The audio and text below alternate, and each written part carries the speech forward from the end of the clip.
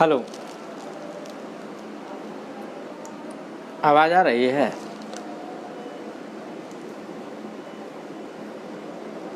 सुन जी, आवाज़ आ रही है?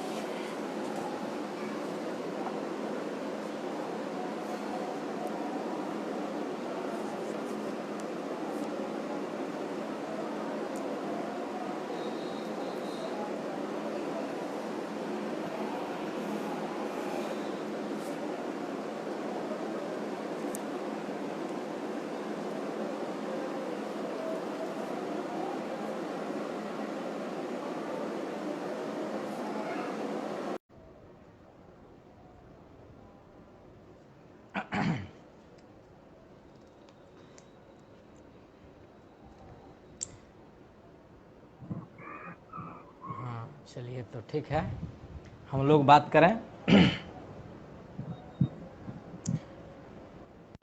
आवाज़ आ रही है ना? तो सब कुछ ठीक ठाक है। तो आज बाबा कोकिलचंद विचार मंच गंगरा के बैनर तले जो लंबे समय से एक वैचारिक यात्रा चल रही है, उस वैचारिक यात्रा में हम सभी संलग्न हैं और कुछ नया लेने का प्रयास कर रहे हैं। सबसे पहले ये क्या, मेरा समय तो 2-3 दिन पहले ही था, लेकिन मैं आप लोगों के बीच समुपस्थित किसी आवश्यक कारण से नहीं हो सका। आज संस्कृत दिवस से, संस्कृत सप्ताह से जो एक यात्रा चली है और जो बाबा की यह विचार यात्रा में हम लोग साथ साथ चल रहे हैं, बढ़ रहे हैं, उसमें कई लोगों को जाने, जिसमें कि डॉक्टर लखनलाल पांडे जी हैं। हम काफ़ी उनसे प्रभावित होते रहे हैं, सीखते रहे हैं। डॉक्टर शिरोमणि भंडारी जी, वाचस्पति डॉक्टर श्री दिव्य चेतन ब्रह्मचारी जी, सुश्री एस वैष्णवी महोदया, संजय कुमार जी, राजीव कुमार पांडे जी, डॉक्टर लक्ष्मण कुमार जी, नागेंद्र नारायण जी, भवेश चंद्र पांडे जी, परमानंद राम जी, भवानी पांडे जी, डॉक्टर कृष्ण कुमार भार्गव जी, आचार्य श्री प्रणव जी जोशी, भाई आशीष जी, ज्योतिन्द्र मिश्र जी, श्री उपेंद्र भाई त्यागी जी, ये सारे सनातन परंपरा के जो संवाहक हैं। इन लोगों का जो विचार है, इनके जो समाज के लिए एक अनुकरणीय जो धारणा है, एक निहित कर्म है। इन लोगों ने अपने कार्यों से, अपनी योजना से हमें अवगत कराया है। हम सबसे पहले बाबा कोकिलचंद विचार मंच के इस बैनर के तले इन लोगों को धन्यवाद ज्ञापित करते हैं। चलें बाबा कोकिलचंद के बारे में, तो अब बहुत सारी चीज़ें हैं, पुस्तकों में भी हैं, आर्टिकल्स भी हैं, अखबारों में भी हैं, सोशल मीडिया में बहुत सारी चीज़ें हैं। इसके साथ इसके बारे में जो डॉक्यूमेंट्री भी है, तो हम लोग उसको देखे हुए हैं, आप लोग भी उसको देखे होंगे, जाने होंगे।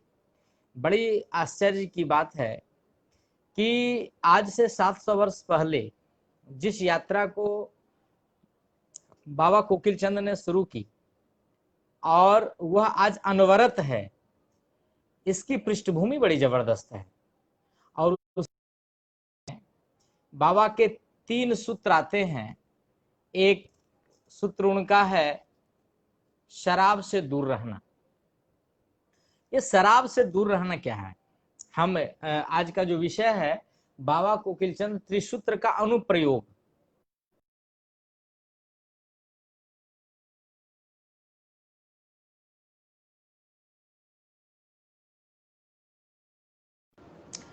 और वह है कि यह त्रिसूत्र हमारे दैनिक जीवन में, हमारे पारिवारिक जीवन में, हमारे घर में, हमारे गांव में, क्योंकि घरों और गांवों के समुच्चय से ही राष्ट्र बनता है, देश बनता है।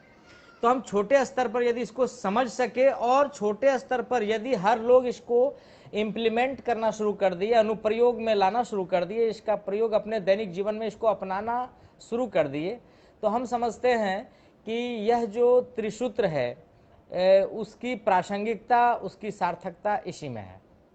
तो हम सबसे पहले चर्चा करें त्रिसूत्र में जो बाबा कोकिल चंद के द्वारा दिया गया है, ऐसी मान्यता है। सबसे पहले बाबा कोकिल चंद के बारे में थोड़ा जानें कि बाबा कोकिल चंद जो है वो एक आध्यात्मिक पुरुष थे और बहुत जगह की यात्रा के बाद वो गंगरा में आकर टिके। गंगरा में टिकने के बाद जो यहाँ का जनजीवन था, उस जनजीवन के साथ उनका बड़ा बढ़िया से मेलजोल हुआ और उसके वो अंग हो गए।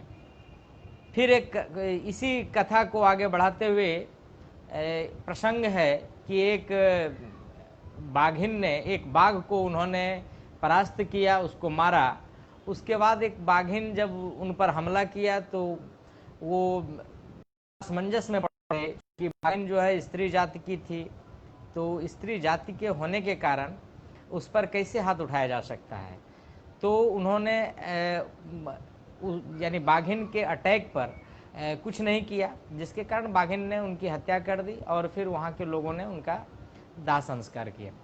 एक ऐतिहासिक तथ्य इससे जुड़ता है, क्योंकि वह समकालीन जो एक घटना है गिद्धौर के महाराजा से जुड़ी हुई, कि उस समय गिद्धौर के महाराजा हरि सिंह होते हैं। हरि सिंह के बारे में है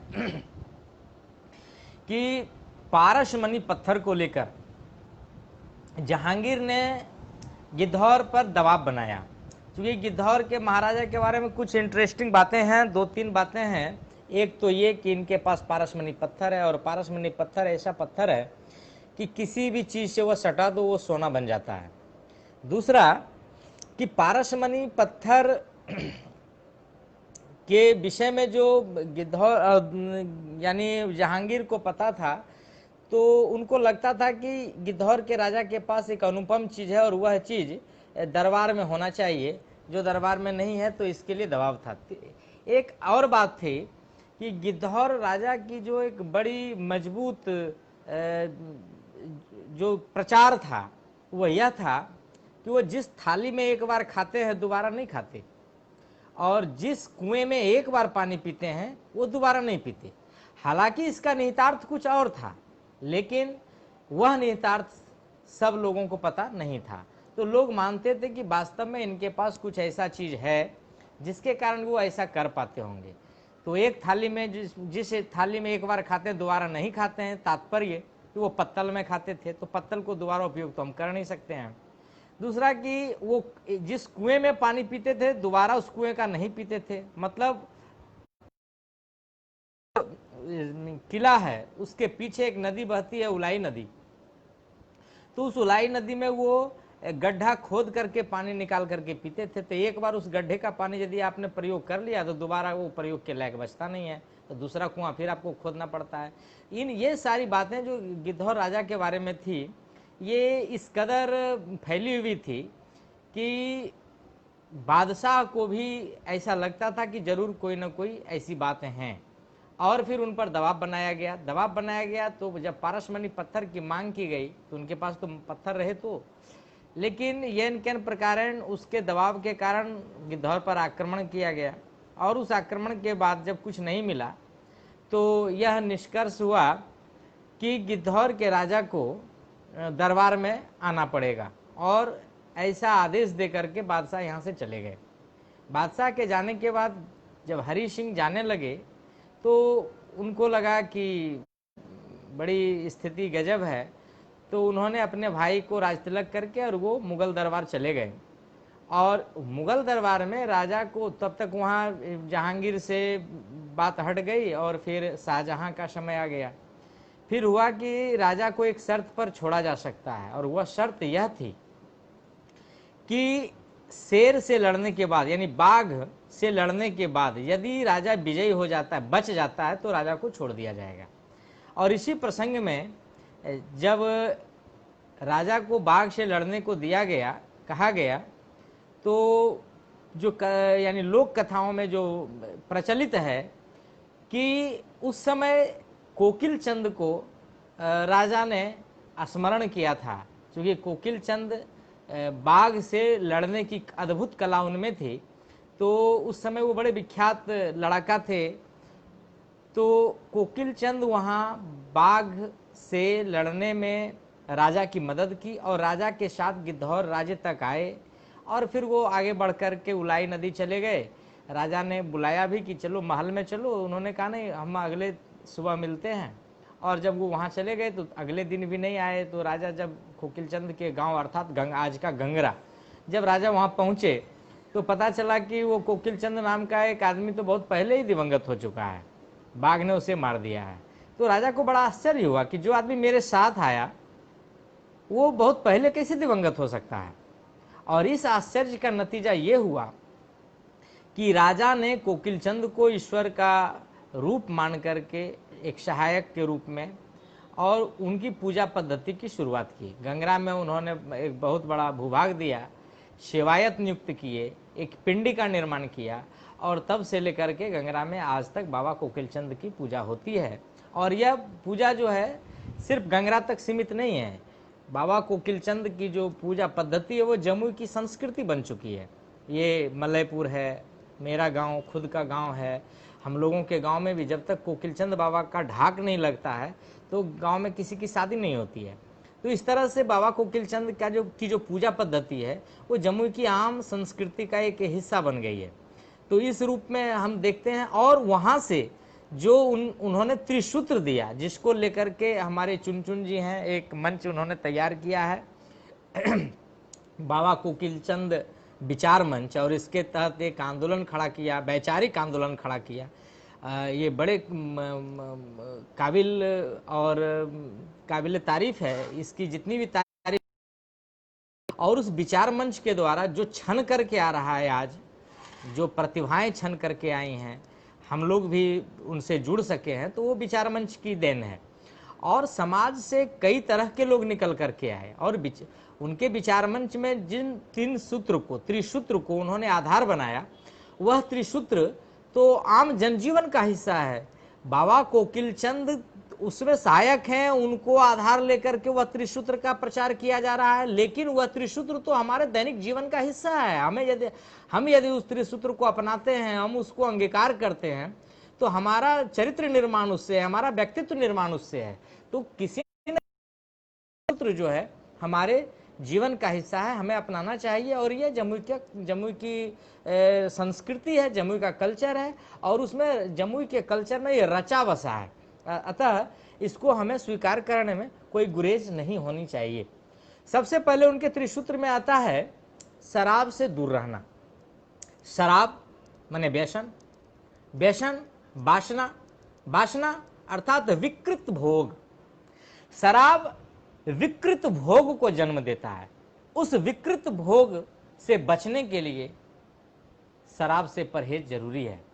हमें यदि हम सिर्फ शराब से परहेज करते हैं तो हमारा समाज किस कदर बदलता है, ये सोचने वाली बात है।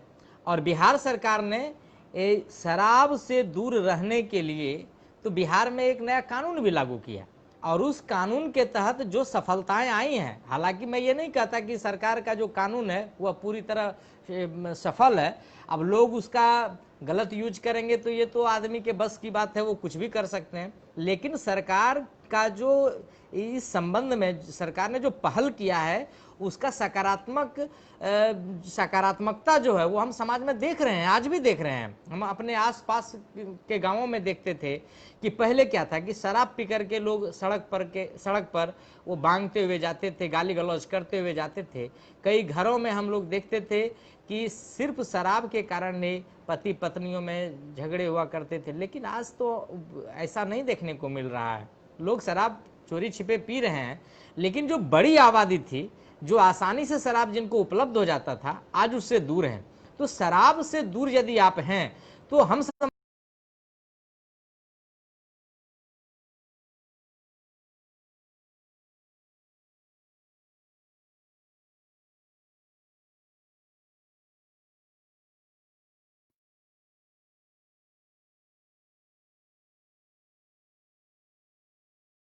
जो त्रिसूत्र का दूसरा तथ्य है वह है तत्व है वह नारी का सम्मान। नारी का सम्मान, नारी का अर्थ क्या है? नारी का अर्थ प्रकृति है। प्रकृति मर्यादा। मर्यादा क्या कि हम इसको कई खंडों में बांट करके इसको प्रतीकात्मक लेते हैं। नारी का सम्मान प्रतीकात्मक। नारी का सम्मान तो हमारे संस्कृति का हिस्सा है। कहा जाता है कि हमारे समाज में है कि मातृवत परदारेषु परद्रव्येषु लोष्ठवत आत्मवत सर्वभूतेषु या पश्यति स पंडितः। मातृवत परदारेषु, दूसरे किसी भी स्त्री को माता के समान जानो। परद्रव्येषु लोष्ठवत, दूसरे के धन को ढेला के समान जानो। आत्मवत सर्वभूतेषु, दूसरे के आत्मा को, दूसरे को अपनी आत्मा के समान जानो। पंडित लोग, विद्वान लोग, सज्जन लोग हमारे समाज में ऐसा ही कहते आए हैं। तो नारी का सम्मान जो है यह तो हमारी विरासत है, यह हमारी संस्कृति का मूल है और इसके संदर्भ में हम इसको कई कई टुकड़ों में देख सकते हैं। यह प्रकृति है, यह मर्यादा है, यह हमें नियंत्रित रखने का एक साधन है, यह आनंद की प्रतिष्ठा है। और नारी के सम्मान को संदर्भ करते हुए हमारे दुर्गा सप्तशती में तो लिखा है कि कुपुत्रो जायत क्वचिदपि कुमाता न भवति। पुत्र कुपुत्र। तो नारी का इस कदर हमारे यहाँ सम्मान है। और नारी यदि हम देखते हैं, सिर्फ प्रतीक रूप में देखते हैं, तो क्षमा, दया, करुणा, ममता, प्रेम, त्याग, धैर्य, ये सारे जो तत्व उभरते हैं, ये सारे जो तत्व समाज में हैं और जिससे समाज का निर्माण होता है, जिससे सामाजिकता का निर्माण होता है। कहते हैं, भर्तृहरि ने कहा है, साहित्य संगीत कला बिना साक्षात पशु पुच्छ विषाणी न। तो साहित्य, संगीत और कला ये जो हमारे भीतर है, यह जब तक हमारे भीतर नारीत्व नहीं आएगा, स्त्रीत्व नहीं आएगा, तब तक हमारे भीतर साहित्य, संगीत और कला का विकास नहीं होगा। और जिस व्यक्ति में साहित्य, संगीत और कला का विकास नहीं है, वह व्यक्ति तो पशु के समान है, भर्तृहरि ने कहा है। और हम इसको महसूस कर सकते हैं। तो नारी क्या है? नारी केवल आलोक है। नारी आलोक है। यदि वह आलोक हमारे पास ना रहे तो हमारा विकास अवरुद्ध है। नारी क्या है? नारी केवल प्रेम है। यदि नारी प्रेम के रूप में हमारे बीच नहीं रहे तो हमारा जीवन नीरस हो जाएगा, सरसता का कहीं लेश मात्र जगह नहीं होगी। तो नारी का हमारे जीवन में सदैव प्रभाव रहा है और उसी का असर है कि जो बाबा का सूत्र है नारी का सम्मान, तो नारी के सम्मान, इस सूत्र को ध्यान में रखते हुए हम प्रतीकात्मक रूप में, नारी पृथ्वी है, नारी धारण करती है, जितना जो कुछ भी है वह धारण करती है। अब और नारी को होना क्या चाहिए? अब देखिए, जयशंकर प्रसाद ने लिखा है, नारी की प्रतिकृति लज्जा तुम। यहां नारी को मर्यादा में नियंत्रित किया गया है। नारी मर्यादा का द्योतक है। नारी यदि है तो नारी नहीं है। और नारी सिर्फ स्त्री को नहीं कहा जाता। नारी का गुण जो है, क्षमा, दया, करुणा, ममता, प्रेम, त्याग, धैर्य, ये सब यदि किसी पुरुष में है, जब नारी का ये गुण, नारी का ये सभी गुण यदि किसी पुरुष में आ जाए तो वह पुरुष देवतुल्य हो जाता है, देवता हो जाता है। और यदि पुरुष में यह नारी का गुण नहीं है तो वह नारी क्या है? वह पुरुष क्या है? वह उस पुरुष का कोई अस्तित्व नहीं होता है। तो नारी का जो नारी का सम्मान, जो त्रिसूत्र का दूसरा मंत्र है, सूत्र है, इस दूसरे मंत्र को हम बहुत साधारण रूप से नहीं देखें। उस दूसरे नारी का सम्मान स्थूल रूप से सिर्फ नारी का सम्मान नहीं, उस नारी के सम्मान के साथ हमारा सम्मान जुड़ा हुआ है। नारी के सम्मान के साथ हमारी सामाजिक भावनाएं जुड़ी हुई हैं। नारी के सम्मान के साथ हमारा समाज जुड़ा हुआ है। और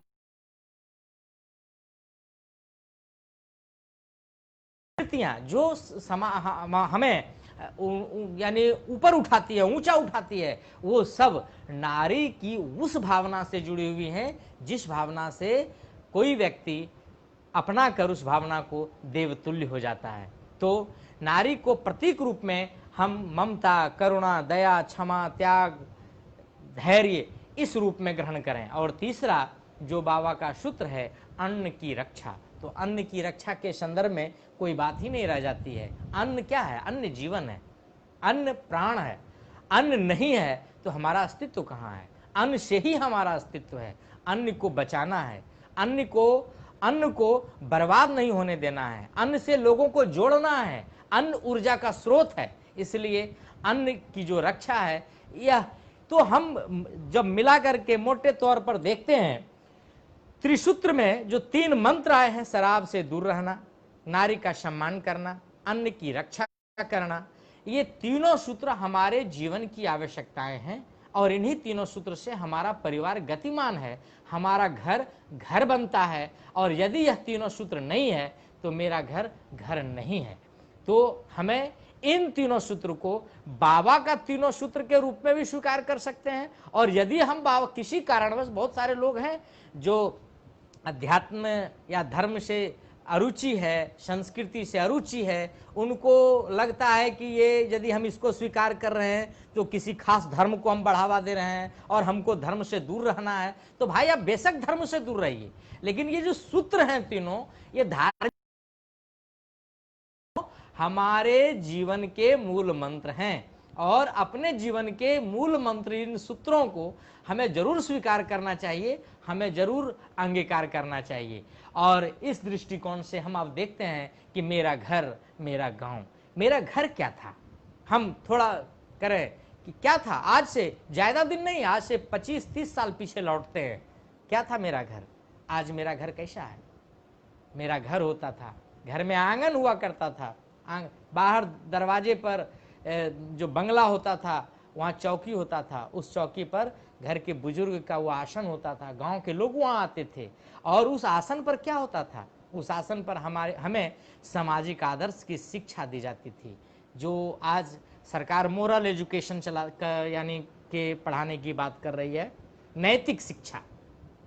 ये नैतिक शिक्षा आज देने की आवश्यकता क्यों हुई, आज नैतिक शिक्षा की आवश्यकता क्यों पड़ गई सरकार को। मैं एक छोटा सा एक उदाहरण दूं कि अभी करीब 3-4 साल पहले वैज्ञानिकों का एक सम्मेलन हुआ था पटने में। उस सम्मेलन में एक बात मजबूती से उभर कर आई थी। वह बात क्या था, वह बात यह थी कि जो भी लोग हैं सब साइंस फैकल्टी से आते हैं, सारे लोगों ने शोध किया, पूरा जीवन शोध कर्म में बिताया, इस दुनिया को कुछ नया दिया, दुनिया को गतिशील बनाया, दुनिया को मॉडर्न बनाया। और इस दुनिया को मॉडर्न बनाने में उन्होंने एक चीज खो दिया, वो क्या था कि अपने बच्चों का साथ, अपने परिवार का साथ, अपने बच्चों को अपने पूर्वजों के द्वारा जो शिक्षा उनको प्राप्त हुई थी वो शिक्षा वो नहीं दे पाए थे। और नतीजा क्या था, आज नतीजा क्या है कि ओल्ड हाउस बन रहे हैं, वृद्धाश्रम। ये वृद्धाश्रम का कंसेप्ट भारत के लिए क्या उचित है? नहीं, कदापि नहीं। आज परंपरा चल पड़ी है father's day, mother's day, parents' day. ये मदर्स, फादर्स, पेरेंट्स डे ये क्या है? ये हमारी सभ्यता का तो मूल बिंदु नहीं है। हमारी सभ्यता में तो माता पिता से सदैव रोज हमारा मिलन होता था।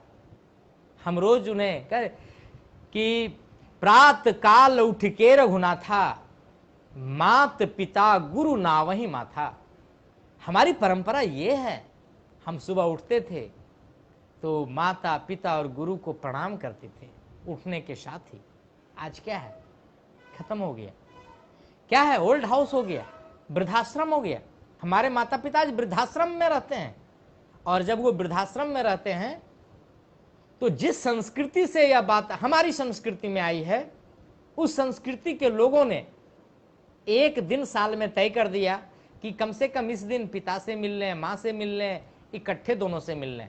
और उसके लिए उन्होंने बनाया father's day, mother's day, parents' day.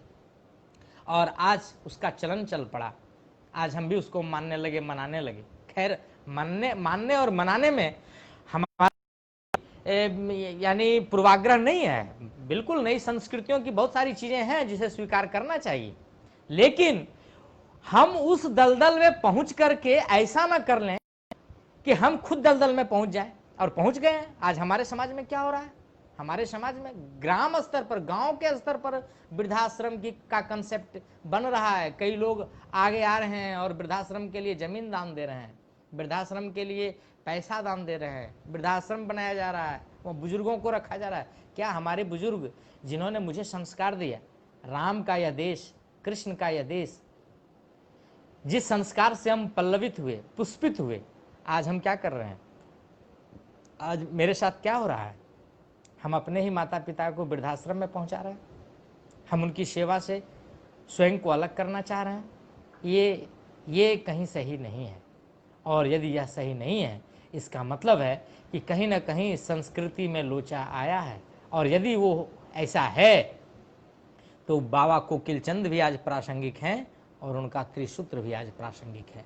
जब जब हमारी संस्कृति में, हमारी मूल संस्कृति को धक्का दिया जाएगा, स्वाभाविक रूप से जो संस्कृति का मूल धर्म है, जो संस्कृति का मूल तत्व है, शराब से दूर रहना, नारी का सम्मान करना, अन्न की रक्षा करना, स्वतः यह प्रासंगिक हो जाएगा और इसकी प्रासंगिकता को हम दरकिनार नहीं कर सकते हैं। तो हमें समझने की आवश्यकता है कि हम कहां से कहां पहुंच रहे हैं, हमारा घर कहां पहुंचा है। क्या था? 4 भाई थे, एक खेती कर रहा है, एक बाजार में कोई बिजनेस कर रहा है, कोई नौकरी कर रहा है। शाम में सारे लोग एक जगह बैठते थे, एक जगह खाते थे, पूरा संपूर्ण एक बड़ा परिवार होता था, संयुक्त परिवार होता था। आंगन होती थी, आंगन में क्या होता था? लोग जुटते थे, महिलाएं आंगन में बैठ करके अपना हास विलास करती थीं। बाहर दरवाजे पर गांव के वरिष्ठ लोग बैठते थे।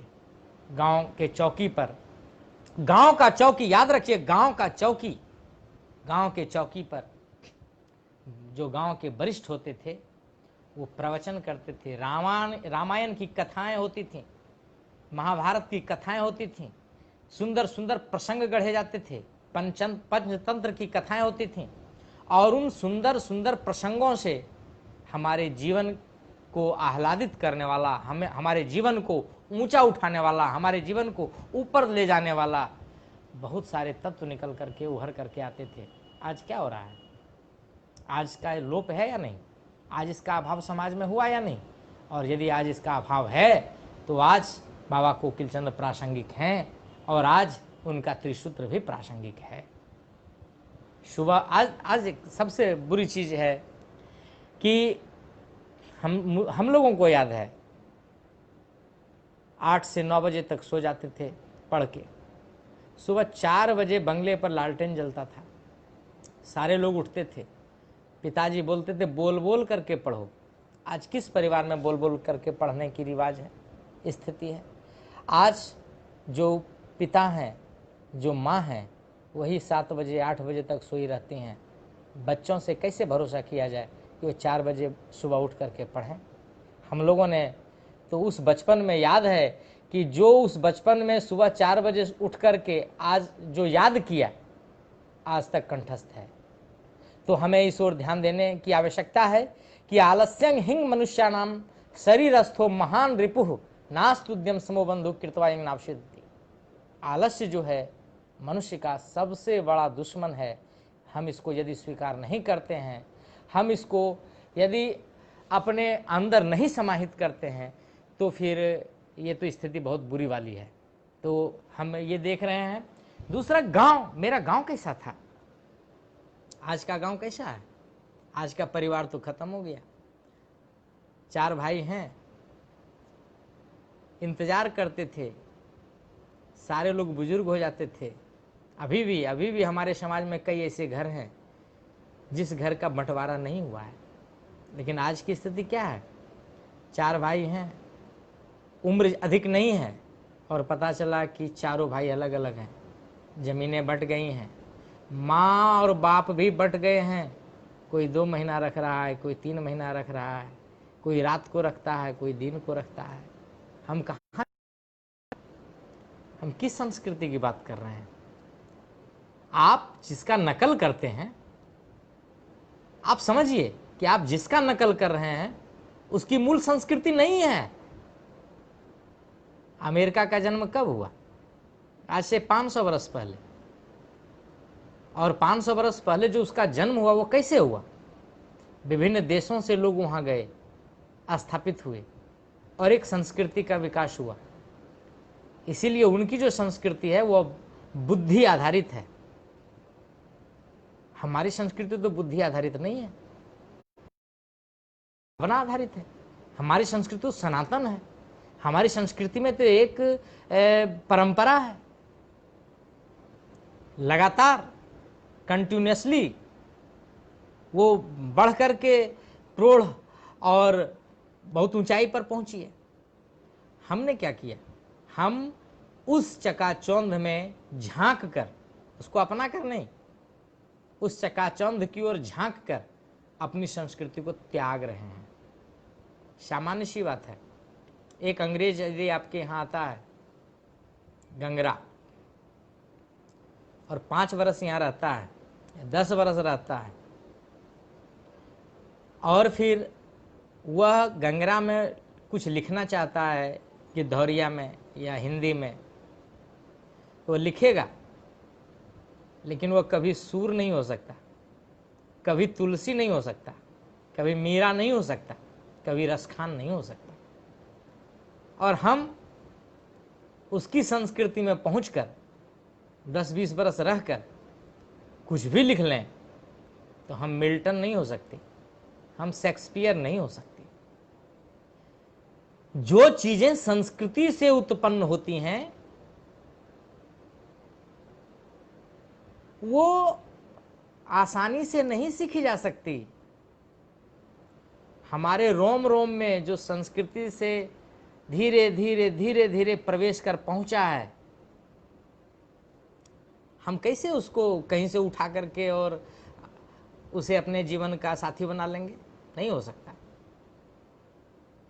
और जब जब यह नहीं हो सकता तब तब बाबा कोकिलचंद प्रासंगिक हो जाएंगे, उनका त्रिसूत्र प्रासंगिक हो जाएगा।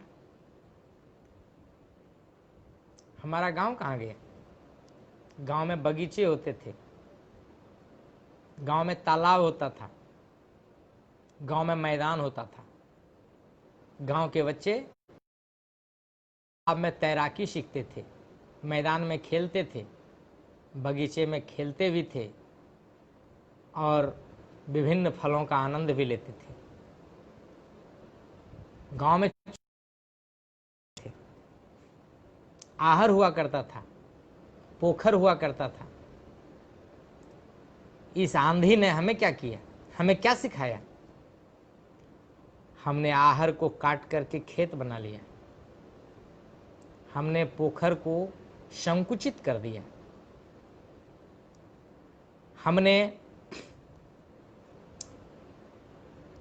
अंधी दौड़ में शामिल होकर बगीचे को काट दिया। हमारे मूल फसल अब नहीं है। हमारे साथ कितनी बड़ी साजिश होती रही हमारी संस्कृति के प्रति। धान होता था और धान का बीज हम लोग रखते थे लंबे समय तक, अगले साल उसका हम लोग मोरी बनाते थे खेत में और फिर धान का उपार्जन उससे होता था। हमने क्या किया? हमने यही किया। हमें लोभ दिया गया, लालच दिया गया कि अब 5 किलो लो, सब्सिडी है इतना, उपज होगी इतना। और उस लोभ और उस चक्कर में क्या किया, हमारी मूल प्रजातियां, देसी प्रजातियां जो थी धान की फसलों की, खत्म हो गई। है किसी के पास? उस समय सब्सिडी मिल रहा था, पता चल रहा था कि फ्री में ही अनाज मिल रहा है। अब सब्सिडी नहीं है, मूल प्रजाति खत्म। देसी गायें हुआ करती थी, हमारी संस्कृति की रक्षक, जिस गायों की पूजा का विधान था वो वैदिक गायें थीं, छोटी छोटी गायें थीं, कोई पाव भर, कोई आधा केजी, कोई 1 केजी दूध देती थी। एक एक घर में 5, 7, 10, उसको रखने का भी कहीं कोई विशेष व्यवस्था नहीं करनी होती थी, खिलाने की भी कोई विशेष व्यवस्था नहीं करनी होती थी। उसके दूध में कुछ ऐसे तत्व पाए जाते थे जो हमारे शरीर की इम्यूनिटी को बढ़ाता था, हमारी रोग प्रतिरोधक क्षमता का विकास करता था, हमने क्या किया, हमने उन गायों को अपने से बाहर कर दिया, हमने फसलों और उन बीजों को अपने से बाहर कर दिया। और जब जब वह बाहर होगा और जिसको हम स्वीकार करेंगे और उसका जब साइड इफेक्ट होगा, तो हम दौड़ कर जाएंगे अपनी परंपरा में, तब हम दौड़ कर जाएंगे अपनी संस्कृति में, और तब बाबा कोकिल चंद प्रासंगिक होंगे और उनका तीनों सूत्र प्रासंगिक होगा।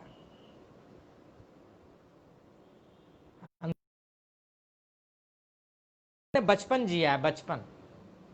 आज के बच्चे बचपन जीते हैं क्या? नहीं जीते हैं। सुबह उठते हैं, पीठ पर इतना मोटा बस्ता लाद दिया जाता है,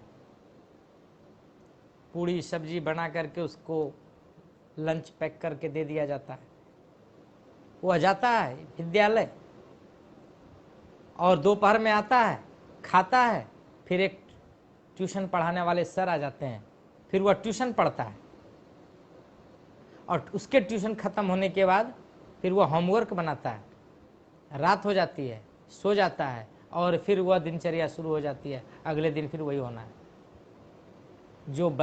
जो बच्चा बचपन का अनुभव नहीं करेगा, वह बहुत ये सोचने की आवश्यकता है कैसे आप उसको बहुआयामी बना देंगे, ये सोचने की आवश्यकता है। और जब जब ये सोचने की आवश्यकता होगी, तब तब बाबा कोकिल चंद प्रासंगिक हो जाएंगे, उनका त्रिसूत्र प्रासंगिक हो जाएगा। हमें देखना पड़ेगा, हमें झांकना पड़ेगा। अतीत की ओर हम लौट नहीं सकते हैं, लेकिन अतीत से हमें हरदम सीख लेकर वर्तमान को सही बनाने की आवश्यकता है। हम इससे भाग नहीं सकते हैं, इससे इनकार नहीं किया जा सकता है। समाज दोराहे पे नहीं, चौराहे पे खड़ा है।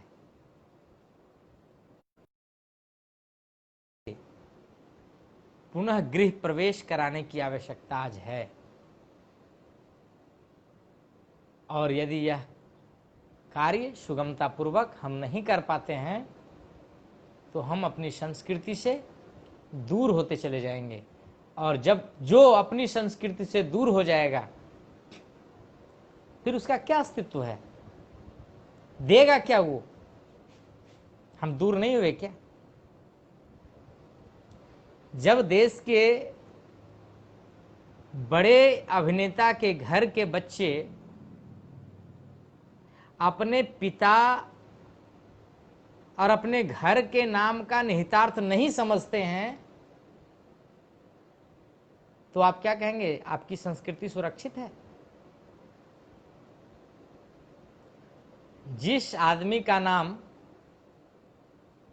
उर्मिला हो और वह आदमी रामायण क्या है नहीं जाने, जिसके बाप का नाम शत्रुघ्न हो, वह आदमी लक्ष्मण कौन है नहीं जाने, इस देश के लिए इससे बड़ा दुर्भाग्य और क्या होगा? अंधी दौड़ में हमने क्या किया? हम बेशक अच्छे इंजीनियर पैदा किए, लेकिन अच्छा आदमी पैदा नहीं किए। डॉक्टर पैदा हुआ, लेकिन अच्छा आदमी पैदा नहीं हुआ। क्या हो रहा है आज? डॉक्टर की व्याख्या तो अलग है, द्राक्तर, जो अपने चिकित्सा कर्मों से व्यक्ति को पीछे ले जाए। वैद्य औषधि देता है, डॉक्टर दवा देता है। दवा देना, औषधि मुकम्मल चिकित्सा करना। आज क्या हो रहा है? डॉक्टर किडनी बेच रहे हैं। मैं ये नहीं कहता सभी डॉक्टर ऐसा है, मैं नहीं कहता। आज जो कोरोना का संकट है, इस संकट में डॉक्टर तो भगवान बन करके आए हैं। मैं उनके लिए कोई बुरा शब्द इस्तेमाल नहीं करता, लेकिन जो डॉक्टर किडनी बेच रहे हैं, जो डॉक्टर येन केन प्रकार पैसा अर्जित करने के लिए ही डॉक्टर बने हैं, जो इंजीनियर मकान बनाता है और एक ही लपेटे में वह मकान ध्वस्त हो जाता है, वह बिल्डिंग गिर जाता है, वह पुल ध्वस्त हो जाता है, क्या आपको नहीं लगता कि इस इंजीनियर और उस डॉक्टर की आवश्यकता नहीं है इस देश को? इस देश को सबसे पहले एक अच्छे आदमी की आवश्यकता है। हमने क्या किया? हमने मानव बनाने की जो फैक्ट्री है उसको बंद कर दिया। व्यक्तित्व निर्माण की जो फैक्ट्री है हमने उसको बंद कर दिया। व्यक्तित्व निर्माण की फैक्ट्री बंद हो गई। व्यक्ति तो बन रहा है लेकिन व्यक्तित्व रहित व्यक्ति बन रहा है। व्यक्तित्व के साथ कोई व्यक्ति नहीं बन रहा है। और जब व्यक्तित्व रहित व्यक्ति बनेगा तो क्या होगा? पुल बनेंगे और उद्घाटन करने से पहले गिरेंगे। जिस डॉक्टर को लोग भगवान मानते हैं और भगवान मान करके संपूर्ण समर्पण उसके पास करते हैं, यदि उसके पास व्यक्तित्व, वह वैसा डॉक्टर यमराज ही तो बनेगा। ऐसे बहुत सारे उदाहरण हैं, सिर्फ डॉक्टर और इंजीनियर ही नहीं, बहुत सारे। तो हम जा कहां रहे हैं? सबसे बड़ी बात यह है, हमें यह जानने की आवश्यकता है। बड़ा दुख होता है जब आज की दशा देखते हैं तो लगता है कि वो पहले वाला ठीक था। तेली अपने माथे पर तेल लेकर आता था, वह डुप्लीकेट नहीं था। सरसों के तेल में तीसी के तेल का मिलावट करता था, वह डुप्लीकेट नहीं था। आज सरसों के तेल में मोबिल का मिलावट होता है। दूध में पहले आटा का मिलावट लोग करते थे, बेसन का मिलावट करते थे, मैदा का मिलावट करते थे, चीनी का मिलावट करते थे। आज दूध में टल्क पाउडर का मिलावट होता है। टल्क पाउडर से दूध बना करके लोग बेच रहे हैं। ये क्या है? ये क्या है? ये है व्यक्तित्व जो हमारा है वह नहीं बन पा रहा है। हम आदमी नहीं बना रहे हैं, हमारे समाज से आदमी नहीं निकल रहा है। और जिस समाज से आदमी का उत्पादन बंद हो जाएगा वह समाज मानव संसाधन कैसे विकसित करेगा? और उस समाज में फिर वो उच्च गुणवत्ता और राम राज्य की जो परिकल्पना वो कैसे साकार हो सकती है? और जब जब यह कमी महसूस होगी तब तब बाबा कोकिलचंद प्रासंगिक होंगे, तब तक उनका त्रिसूत्र प्रासंगिक होगा। खैर, कहने को बहुत सारी बातें हैं। बहुत सारे विद्वान आए और सभी विद्वानों ने अपनी अपनी बात रखी। सुश्री एस वैष्णवी महोदया ने तो विस्तार पूर्वक संस्कृति को हमारे बीच रखने का प्रयास किया। हमारे बीच उपेंद्र भाई त्यागी जी आए, उन्होंने जबरदस्त तरीके से हमारी आंख खोलने का प्रयास किया। हमारे अभिभावक ज्योतिन्द्र मिश्र जी, उन्होंने भी हमें सोचने पर मजबूर किया। भाई आशीष जी, मैं उनको बहुत धन्यवाद करता हूं कि वे इस यानी यह पूरा जो प्रकरण चल रहा है इसकी रणनीति और इसके केंद्र बिंदु बने। आचार्य प्रणव जी जोशी, उन्होंने बहुमूल्य समय दिया। उन्होंने अध्यात्म को समझाने का प्रयास किया। डॉक्टर कृष्ण कुमार भार्गव जी सबसे पहले वो आए और उन्होंने जो दिग्दर्शन कराया, जो मुकम्मल विषय प्रवेश कराया, उसकी कितनी भी प्रशंसा की जाए वो बहुत कम होगी। भवानी पांडे जी तो हमारे जम्मू के सितारा हैं, सूर्य हैं। भवानी पांडे जी ने बहुत उपकार किया। परमानंद राम जी, ये फिजिकल भौतिक रूप से लगे रहने वाले एक ऐसे व्यक्तित्व हैं और सेवानिवृत्ति के बाद अपनी सक्रियता से जिस तरह से वो कार्य कर रहे हैं, अब सर को धन्यवाद हम क्या दें, वो हमारे हिस्सा हैं मार्गदर्शन मंडल के। भवेश चंद्र पांडे जी, नागेंद्र नारायण जी, वक्तव्य बहुत शानदार आया। इन दोनों ने काफ़ी उत्साह पैदा किया हम लोगों के भीतर। हम लोग ने सुनते रहे और इस दिशा में सक्रिय रहे। डॉक्टर लक्ष्मण कुमार जी, राजीव कुमार पांडे जी, संजय कुमार जी, सबके विचार आए इस मंच पर और इतनी मजबूती से आए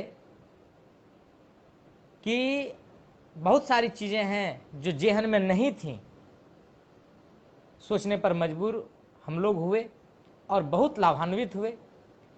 डॉक्टर सूर्यमणि भंडारी जी और लखनलाल पांडे जी, वाचस्पति डॉक्टर श्री दिव्य चेतन ब्रह्मचारी जी, इन लोगों की भी जो बातें आई, ये लोग बड़े विद्वान हैं। खास करके लखनलाल पांडे जी को मैं व्यक्तिगत जानता हूँ। अंग्रेजी साहित्य से उन्होंने पीजी किया हुआ है, डॉक्टरेट है और फिर भागलपुर विश्वविद्यालय के अंतर्गत वो प्रोफेसर भी रहे हैं। तो उनकी जो क्षमता है, उनका जो ज्ञान है, उसकी कोई सानी नहीं है। तो ये सारे लोग मंच पर आए, बाबा कोकिल चंद विचार मंच पर, और सारे लोगों ने अपनी बात रखी। उस बात से हम समझते हैं कि सबका बहुत उपकार हुआ। हम लोग उपकृत हुए उनके बातों को सुन करके। और कोकिल चंद जो विचार मंच है, उसके लिए चुनचुन जी का बड़ा आग्रह रहा है। और हम तो ये कहेंगे कि जो आज हम कर रहे हैं, इसमें उनकी भूमिका बहुत महत्वपूर्ण रही और उन्होंने बाबा कोकिल चंद को गंगरा से निकालकर राष्ट्रव्यापी स्वरूप दिया। बाबा कोकिल चंद के मंत्र को राष्ट्रव्यापी स्वरूप दिया। इसके लिए चुनचुन जी को विशेष रूप से हम धन्यवाद करते हैं। साथ ही